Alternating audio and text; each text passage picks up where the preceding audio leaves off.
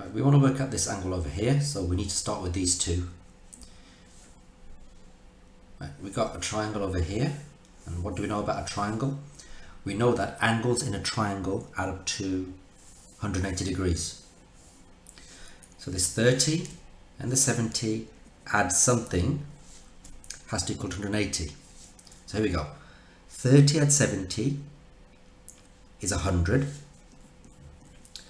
100 add something has to equal to 180 because angles in a triangle add up to 180. 100 add something to give me 180. That missing angle is 80 degrees. So we have 80 degrees here. So you can check these three add up to 180. Now we know this is a straight line forming a cross like this, a cross with straight lines. So if this is 80, the other side is also going to be 80 degrees. This is what you call vertically opposite angles. Now let's suppose, take this further, we want to work out this angle over here, this one here. You can see it's a straight line. This is a straight line. And then those two angles, the green one and the red one, are sitting around a point on a straight line.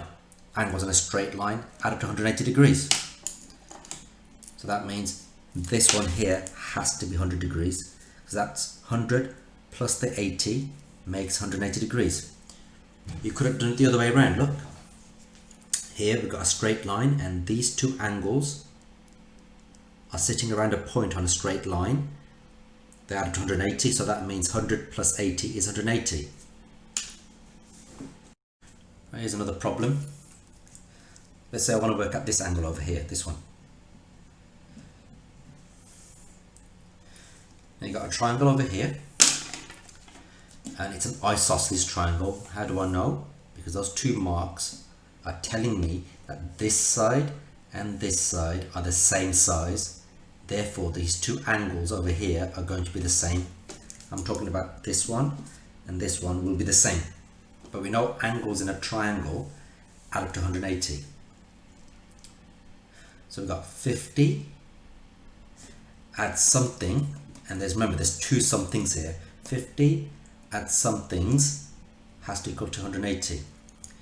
50 add something, well there's two of them there, remember two of those, adds up to 180. So we do inverse operation. 180 take away 50, that leaves you with 130 degrees. So these two angles together in total 130 degrees. You can check. 130 add 50 makes 180. Remember these two red angles are 130, but they are identical. So what's going to happen is they're going to share 130 degrees between themselves, these two angles.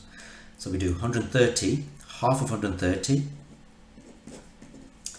2 into 1 doesn't go, 2 into 13 goes 6 times, remainder 1, 2 into 10 goes 5 times. So each one is 65 degrees.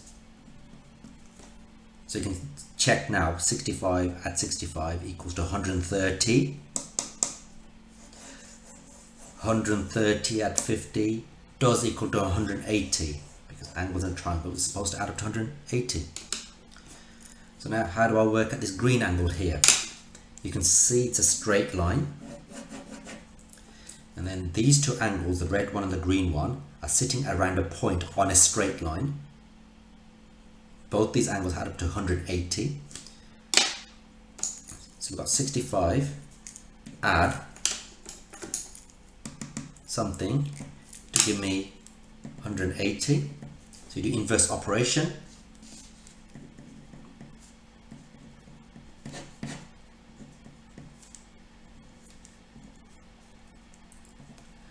Missing angle is 115, and you can check 115 at 65 do add up to 180 as it's supposed to on a straight line.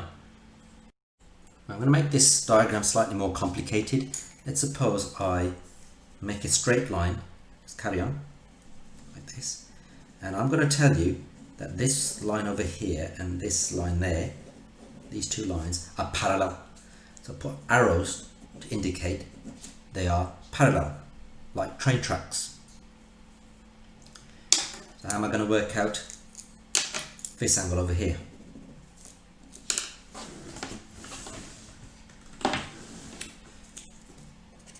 That's the angle that I want to work at now. Now, this being parallel to this, you can start thinking about Z angles, alternate angles. Here's a Z.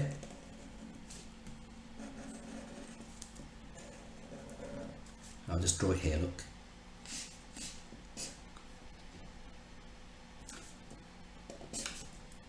Right. This line is parallel to this line. So whatever this angle is over here will be the same as this one. Look, here's a Z.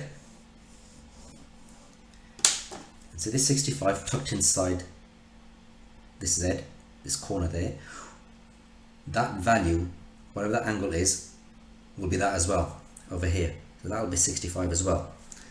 So what I'm trying to say is, if this is 65, that will be 65 as well. So if that's 65, that will be 65 as well. I want to take this a little bit further now. What shall I do? There.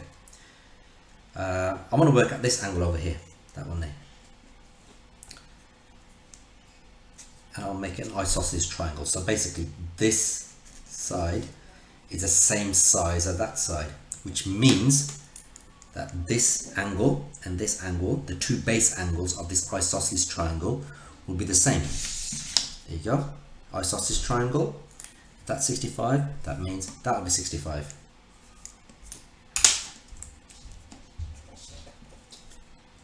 But then we know angles in a triangle add up to 180 degrees.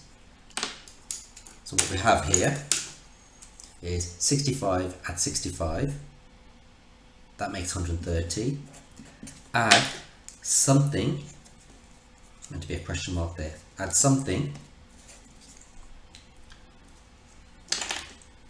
equals to 180. So do inverse operation, 180 take away 130. That leaves you with 50 degrees. This missing angle here is 50 degrees over here. Right, one more. Here's a point, we know that's a point. So we've got 50 over here, we've got 65 there. I want to work out the rest of it around that point. I want to work out this angle.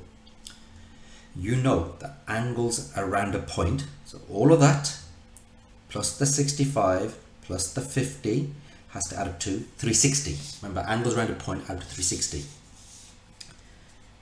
we've got 65, add the 50, add all of that, has to add up to 360. Angles around a point add up to 360. So we'll do this then. 65 add 50, that makes 115.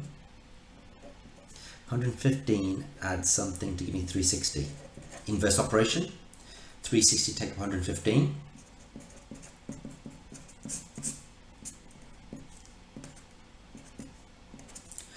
This angle here is 245 degrees. It's a reflex angle.